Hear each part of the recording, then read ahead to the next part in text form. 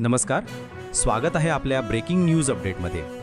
आज आहे 11 सप्टेंबर, सकाळचे 6:30 वाजले आहेत आणि तुम्ही बघत आहात अमोघ चॅनल।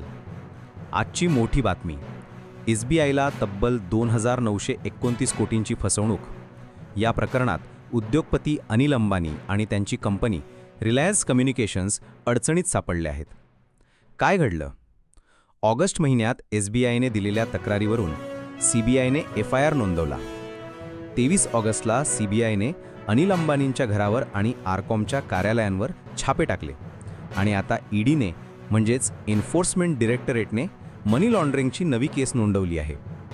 फसवणुकीचा आकडा, फक्त SBIला 2929 कोटींची फसवणूक झाल्याचा आरोप आहे। एकूण कर्जदार बँकांचं एक्सपोजर तब्बल 40,000 कोटी रुपयांपेक्षा जास्त। बँक ऑफ इंडिया आणि बँक ऑफ बरोदानेही आरकॉमच्या खात्यांना थेट फसवणूक म्हणून घोषित केलं आहे। अनिल अंबानींचं म्हणणं, ही प्रकरणं 10 वर्षांपूर्वीची आहेत। मी त्यावेळी फक्त नॉन एक्झिक्युटिव्ह डायरेक्टर होतो।